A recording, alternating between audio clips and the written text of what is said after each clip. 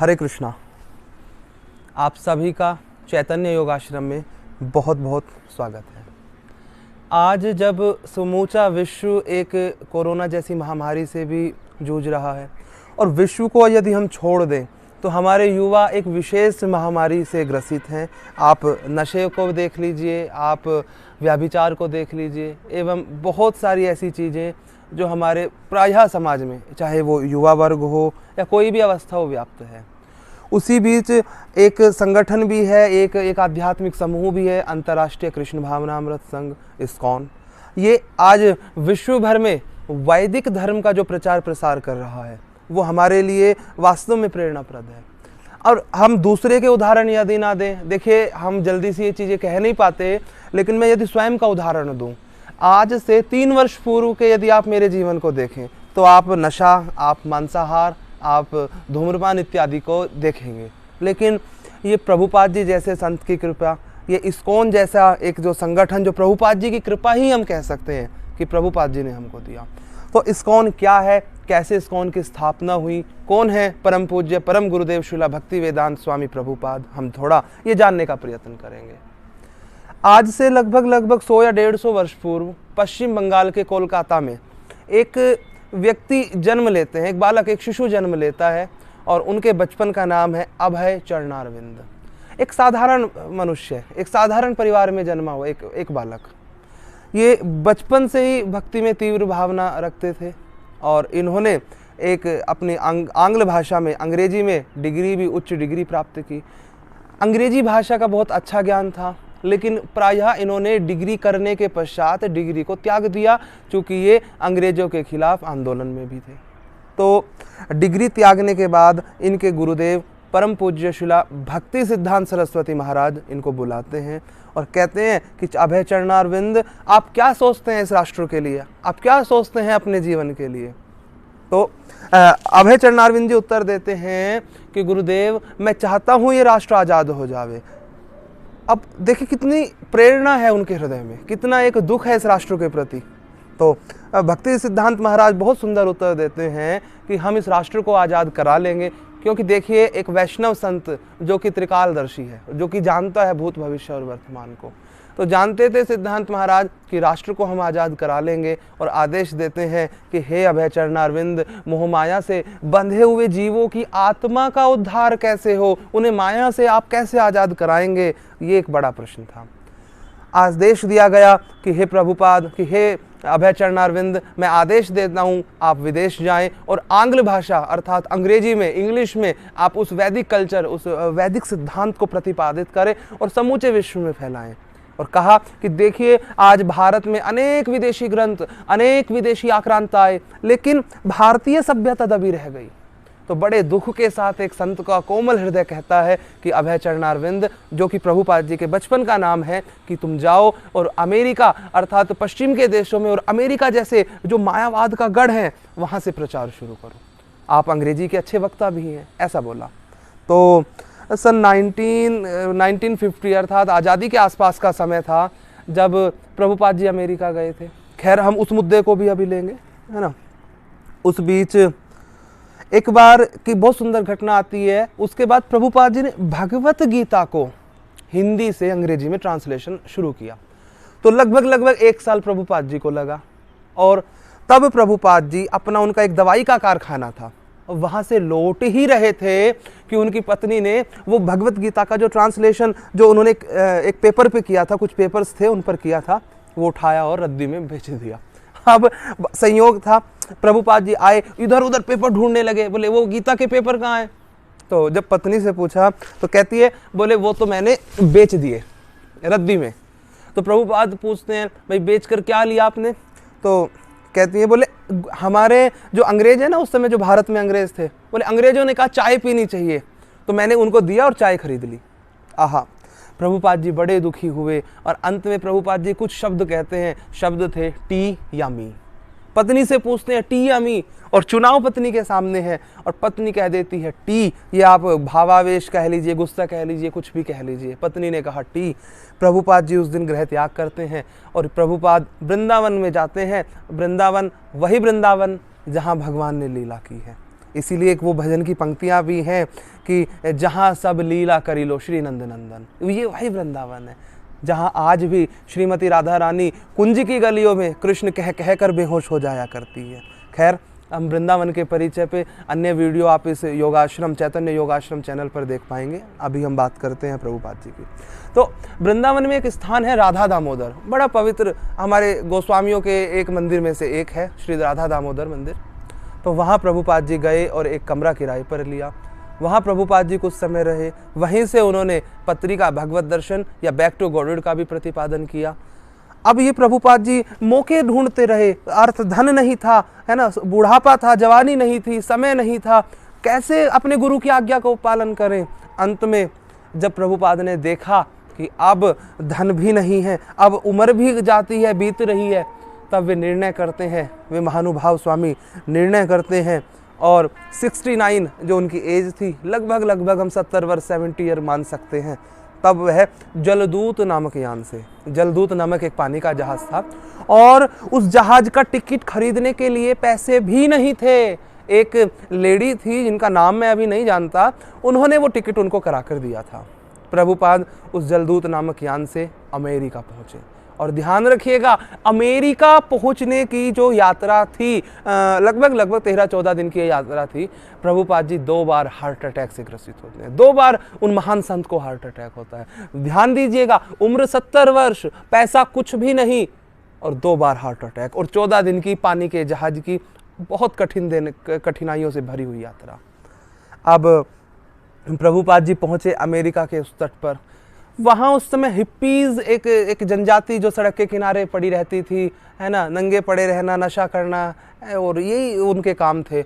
यहाँ तक कि अमेरिकी सरकार भी उनसे बहुत ज़्यादा पीड़ित थी। उस राष्ट्र की ये दुर्दशा देखकर प्रभुपाद जी के मन में दया आई और प्रभुपाद जी ने कुछ भी नहीं किया, केवल एक वृक्ष जो वहाँ पर है, आज भी है, आज उसका नाम सरकारी रूप से हरे कृष्ण ट्री कर दिया गया है। ये आपके और हमारे लिए बड़े एक गर्व की बात है। वहाँ प्रभुपाद जी बैठे और संकीर्तन आरंभ किया। और हाँ, प्रभुपाद अमेरिका पहुंचे तो क्या लेकर पहुंचे? उनके पास सिर्फ था तो एक सूटकेस जिसके अंदर श्रीमद् भागवत का एक सेट और एक छाता और मात्र भारतीय 40 रुपये, भारतीय 40 रुपये, बस इतना वो व्यक्ति लेकर अमेरिका पहुंच गए। एक 70 वर्ष का बूढ़ा एक वृक्ष के नीचे बैठकर, एक 2.5 इंच की करताल भी उनके साथ थी, है ना, वो कीर्तन आरंभ करते हैं। देखते ही देखते कुछ लोग, वो हिप्पीज जो थे, जो जनजाति थी, जो एक वहाँ की आप कह लीजिए बड़ी ग्रसित, जिसको समाज में मान्यता नहीं थी, समाज ने समाज से निकाल दिया था, जो सड़क के किनारे पड़ी रहना और गलत कार्यों में प्रवृत्त रहना, नशा इत्यादि, LDC का नशा करना, वो प्रवृत्त थे। तो वो जब वो लोग क्या करते, वो प्रभुपाद जी के ऊपर कभी कभी थूक देते, उनको टॉयलेट की लाइन से धक्का मार देते, लेकिन प्रभुपाद क्या करते, उनको अपने हाथ से प्रसाद बना कर खिलाया। ऐसे संत प्रभुपाद थे, प्रसाद अपने हाथों से खिलाते हैं। लगभग 3 वर्ष हुए थे। तब प्रभुपाद ने पूछा एक व्यक्ति से कि भाई तुम नशा क्यों करते हो? तो कहा कि हमको इसमें बहुत मजा आता है। अरे अच्छी बात है। प्रभुपाद ने कहा, ओ तुमको मजा आता है? आप बोले यस। तो कहते हैं, बोले मैं तुमको एक ऐसा नशा दूंगा जो बहुत बड़ा होगा और कभी खत्म भी नहीं होगा। हाँ, तो वो पूछता है, वो व्यक्ति बोले कौन सा नशा दोगे? कहा मैं तुमको हरि नाम का नशा दूंगा, मैं तुमको भगवत गीता सिखाऊंगा। और वो हुआ भक्तों। लगभग प्रभुपाद को अमेरिका में 6 वर्ष का समय लगा और सन 1966 का वो साल था जब पहला मंदिर अमेरिका की उस धरती के न्यूयॉर्क शहर के टेक्सास नामक स्थान पर खोल दिया गया था। वो बड़ी कठिनाइयों से भरा हुआ एक समय था, है ना, प्रभुपाद जी जैसे संत के लिए। लेकिन संत के लिए क्या कठिनाई, हमने पूरे विश्व ने देखा, हमने देखा, आपने देखा कि कैसे एक छोटा सा मंदिर वहाँ खोला गया। सन 1966 इस्कॉन की स्थापना का दिवस, वहीं से उदय हुआ अंतर्राष्ट्रीय श्री कृष्ण कॉन्शियसनेस का, अंतर्राष्ट्रीय कृष्ण भावनामृत संघ का। इसका पूरा नाम international society for Krishna consciousness, ISKCON, ये वहां से उदय हुआ। अब कुछ लोग कहते हैं बोले इस्कॉन आया अब 50-60 वर्ष पूर्व, सन 1966 में, बट नहीं, ये एक केवल नाम अभी दिया जा रहा है। लेकिन इस्कॉन कब आया? इस्कॉन आया स्वयं भगवान से, स्वयं भगवान चैतन्य महाप्रभु, जिनको कहा गया है संकीर्तन पिता। ये महाप्रभु कोई और नहीं, साक्षात राधा कृष्ण है ना। तो वहाँ से इस्कॉन का उदय लगभग 500 वर्ष पूर्व हुआ। और महाप्रभु ने कहा कि मेरे जाने के पश्चात गांव-गांव, शहर-शहर में मेरे नाम का प्रचार होगा, अर्थात हरे नाम का, कृष्ण नाम का प्रचार होगा। आज आप देख भी सकते हैं, शायद ही विश्व का कोई ऐसा कोना हो जहाँ हरे कृष्ण महामंत्र की ध्वनियाँ ना गूंज रही हो। ये किसके कारण संभव हुआ, ये क्यों संभव हुआ? ये संभव हुआ तो उन महान संत के कारण, जिनके पास ना जवानी थी, ना धन था, ना समय था, थी तो फिर केवल भक्ति की शक्ति। प्रभुपाद कोई मामूली संत नहीं थे। उन्होंने लिखा है अपनी डायरी में, जब वो जा रहे थे ना जलदूत यान से, तो लिखते हैं, बोले कृष्ण मैं बहुत कुछ नहीं कर सकता, मैं थोड़ा बहुत कुछ करूंगा, और थोड़ा थोड़ा करके मैं सब कुछ कर दूंगा। ये उनकी आत्मविश्वास, ये उनका भरोसा अपनी भक्ति पर है ना। तो प्रभुपाद ने हमें नियम दिए, सिद्धांत दिए, आप भी उनका फॉलो करें, आप भी उनको पालन करें, और हम सब अपने जीवन को मंगल बना सकते हैं। हम किसी और का उदाहरण नहीं देते, मैं अपने खुद के जीवन का उदाहरण दूं। मैंने नशा किया है, मैंने मांसाहार किया है, और मैं आज भी एक यूनिवर्सिटी का छात्र हूँ, यूनिवर्सिटी का स्टूडेंट हूँ, ग्रेजुएशन मैं कर रहा हूँ योगिक साइंस से। परंतु उस समय नहीं था जो क्या, तो हमारे पास भक्ति नहीं थी। आज भी हम अपने आप को भक्त नहीं कहते, लेकिन आज उन प्रभुपाद की कृपा से हम पहले से तो सिर्फ ठीक हैं, बचे हुए हैं, है ना। एक समय था जब दोस्तों के साथ नशा कर लेना, जब दोस्तों के साथ है ना धूम्रपान कर लेना, लेकिन वो जो जीवन की पीड़ा थी ना, वो बहुत ज़्यादा थी। उस समय हम सोचते थे हम बड़ा आनंद ले रहे हैं, पर नहीं भक्तों, ये जीवन श्रेष्ठ है। मैं आप सभी से भी प्रार्थना करूंगा, चैतन्य योगाश्रम से आप इस चैनल के माध्यम से आप लोग जुड़े हुए हैं, तो इस चैनल पे आप पहले भी जैसा कि बहुत सारी संदेश और सूचनाएं प्राप्त करते रहे हैं, आप जीवन को थोड़ा ना भक्तिमय बनावें। इस्कॉन का यही उद्देश्य है। 4 नियम इस्कॉन बता रहा है ना। गलत खाएंगे नहीं, नशा करेंगे नहीं, इलीगल सेक्स अर्थात व्यभिचार नहीं करना होता जो 3रा नियम है, और जुआ नहीं खेलेंगे। बस ये 4 नियम को आप फॉलो कीजिए। दोबारा देख लीजिए, हम गलत खाएंगे नहीं, लहसुन प्याज मांस मदिरा ना, नशा नहीं करेंगे, व्याभिचार अर्थात अवैध संबंध स्त्री या पुरुष का कोई भी नहीं करेंगे, और जुआ या लॉटरी इत्यादि नहीं खेलेंगे। बस इतना सही सिद्धांत है। इस्कॉन की स्थापना सन 1966 में हुई, और देखते ही देखते लगभग 1 वर्ष के अंदर पूरे विश्व ने देखा, वे 10,000 हिप्पीज हैप्पी हो गए। और प्रभुपाद उनको कहते हैं कि मैंने तुमको अब भगवत गीता सिखाई, अब तुम समूचे विश्व में फैल जाओ और इस भगवत गीता का प्रचार प्रसार करो। ये हुआ भी, ये सबने देखा, पूरे विश्व ने देखा कि कैसे भारत से निकला एक संत पूरे विश्व भर में छा गया। और भक्तों, देखते ही देखते 1 वर्ष के अंदर 108 से ज्यादा बड़े इस्कॉन मंदिर, कृषि समुदाय और गुरुकुलों का यह बृहद संगठन तैयार हो गया।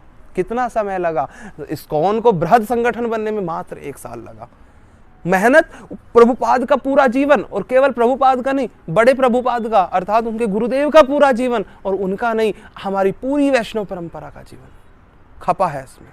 वहाँ से इस्कॉन का जन्म हुआ, इस्कॉन का उदय हुआ, और यह भक्ति परंपरा जो पहले से विद्यमान थी समूचे विश्व में फैलने के लिए तत्पर हो गई। आज जो कि आज हम भारत वाले तो इसको थोड़ा ज़्यादा नहीं वैल्यू नहीं देते, लेकिन आप कभी पूछिए कभी किसी विदेशी भक्त से कि कौन है कृष्ण, वो आपको बता देंगे कौन है कृष्ण, आप शायद नहीं जानते, है ना। आज बड़े बड़े मायावादी संगठन इस भारत में चल रहे हैं, हम बहुत सारे राष्ट्रवादी संगठन भी हैं, हम उन सबका स्वागत करते हैं, सबको सम्मान देते हैं, सबको स्नेह देते हैं, लेकिन कुछ संगठन हैं जो प्रतिदिन नीचा दिखाना, गाली देने पर कार्य करते रहते हैं, हम उनका भी बहुत सम्मान करते हैं, उनको भी हाथ जोड़कर प्रणाम करते हैं। और अब एक और प्रश्न आपके सामने रखते हैं कि अब हमने जैसा कि कहा इस्कॉन अभी नहीं आया 50-60 वर्ष पूर्व, यह आदिकाल से है, तो क्या प्रमाण है इस बात का, क्या है ये वैष्णव परंपरा? तो देखिए, भगवान भगवत गीता के 4थे अध्याय के 1म श्लोक में कहते हैं कि यह वैदिक ज्ञान मैंने सर्वप्रथम सूर्यदेव विवस्वान को दिया। कितने वर्ष पूर्व? लगभग 12 करोड़ वर्ष पूर्व, है ना। तो वहां से गुरु और विवस्वान ने इक्ष्वाकु को दिया। इक्ष्वाकु की परंपरा में ये चलता है ना, सूर्य देव ने विवस्वान को दिया, विवस्वान ने इक्ष्वाकु को दिया, और ये परंपरा में आया। और अर्जुन को कहते हैं कि अर्जुन, कालांतर के कारण यह ज्ञान जो कि प्राय भ्रष्ट हो गया है, मैं पुनः तुमको देता हूं। जैसा भगवान ने कहा, यदा यदा ही धर्मस्य ग्लानिर्भवति भारतम, है ना। जब जब धर्म की हानि होती है, अधर्म का कल्याण होता है, तब तब भगवान सृजाम्यहम अर्थात साकार रूप, सृजाम्यहम अर्थात साकार रूप में प्रकट हो जाते हैं।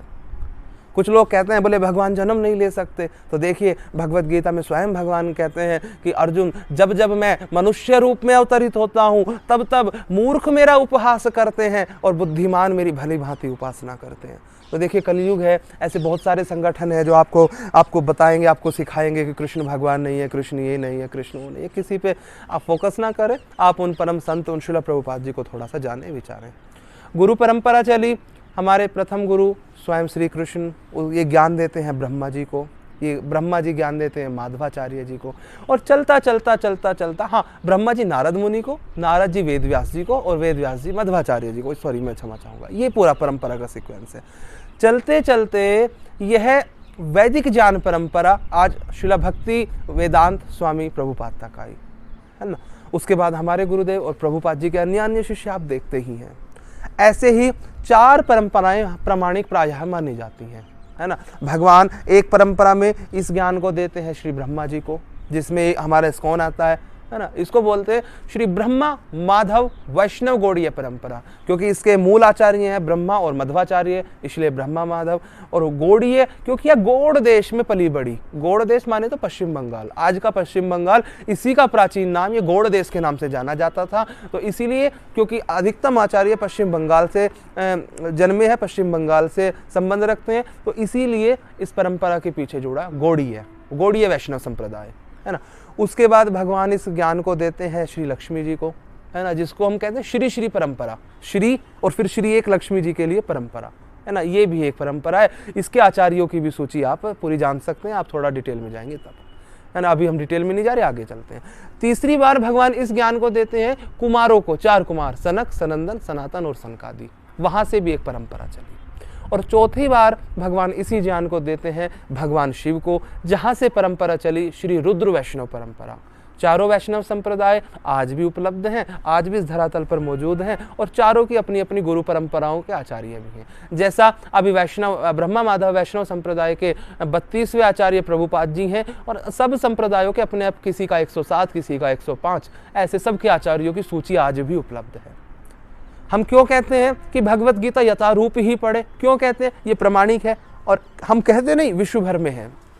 देखिए ट्रस्ट बनाया भक्ति वेदांत बुक ट्रस्ट, ये समूचे विश्व का सबसे बड़ा पब्लिकेशन भी है। हर 4 सेकंड में एक भगवत गीता इस ट्रस्ट के द्वारा लोगों को उपलब्ध करा दी जाती है। आप 4 सेकंड तक गिनिए, 1, 2, 3, 4, बस इतने में एक भगवत गीता समाज में पहुंच चुकी है। ये संगठन का है ना। तो इस प्रकार से यदि हम देखें क्यों है ये भगवत गीता प्रमाणिक, समूचे विश्व मानता है। आज बहुत सारे विश्वविद्यालय, ऑक्सफोर्ड विश्वविद्यालय, हार्वर्ड विश्वविद्यालय जैसी यूनिवर्सिटियों में, प्रतिष्ठित संस्थानों में पढ़ाई जा रही है। क्यों? क्योंकि यह भगवत गीता गुरु परंपरा द्वारा प्राप्त है, ये गुरु परंपरा से चलती है। ये भगवत गीता आजकल बहुत सारे महान भगवत गीता के जो रचयिता है ना, वो भगवत गीता में लिखते हैं कृष्ण को तो साइड ही कर देंगे, कृष्ण को तो हटाना चाहते हैं। जैसा कि प्रभुपाद भगवत गीता की भूमिका में लिखते हैं, आजकल के तथाकथित बहुत सारे बुद्धिजीवी या तो कृष्ण को मार डालना चाहते हैं या भगवत गीता से उनको निकाल फेंकना चाहते हैं। ये प्रभुपाद जी भगवत गीता की भूमिका में लिखते हैं, है ना।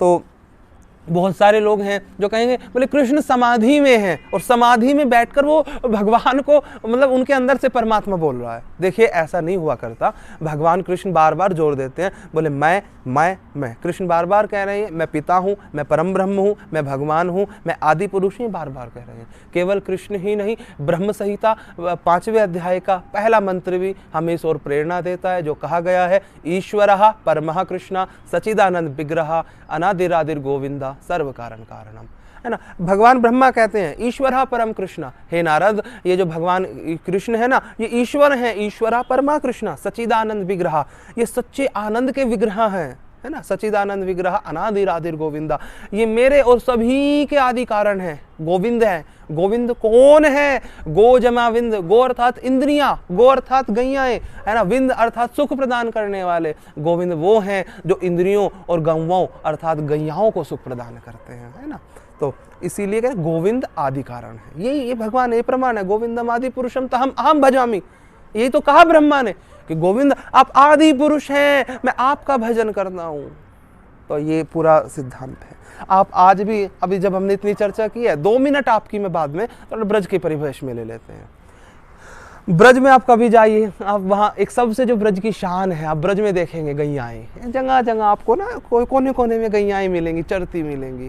तो आप बरसाना जा सकते हैं, रमेश बाबा जी के दर्शन कर सकते हैं, विनोद बाबा जी के दर्शन कर सकते हैं, आपको करने ही चाहिए, क्योंकि आप ब्रज जा रहे हैं तो बहुत सारे लाभ हैं ब्रज के। और कोई मामूली चीज़, कोई स्थान नहीं है ब्रज।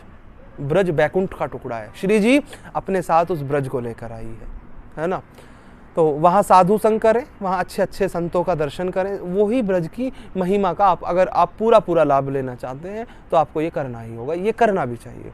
ठीक है, आप वो करें और ब्रज में जावें तो विनोद बाबा और रमेश बाबा के दर्शन जरूर करें। रमेश बाबा सखी संप्रदाय के एक महान संत है ना। वो सखी संप्रदाय जिससे स्वयं कृष्ण भी अलंकृत होते हैं, जिनसे स्वयं रामकृष्ण परमहंस जी ने भी जो साधना की है, समूचा विश्व, वो बात अलग है। आप इसको किसी भी परिवेश में लीजिए, हम ज़्यादा इसकी डीप में नहीं जाएंगे, गहराई में नहीं जाएंगे, लेकिन ये अलंकार है, ये सौंदर्य गहना है भगवान का, है ना। आज भी ऐसे संत उपलब्ध हैं, आप उनके दर्शन कीजिए। बस इन्हीं शब्दों के साथ चैतन्य योग आश्रम पे मैं फिर से आपका बहुत बहुत स्वागत करता हूँ। आपको बहुत सारी इस चैतन्य योग आश्रम चैनल की ओर से शुभकामनाएं देता हूँ। आप भी अपने जीवन को भक्तिमय करें, अपने जीवन में सिद्धांत को लागू करें, अपना जीवन कामयाब बनावें। इन्हीं शब्दों के साथ एक बार मेरे साथ पूरा महामंत्र बोलिए, हरे कृष्णा कृष्ण कृष्ण हरे हरे, हरे राम राम राम हरे हरे। नमः ओम विष्णुपादाय कृष्ण पृष्ठाय भूतले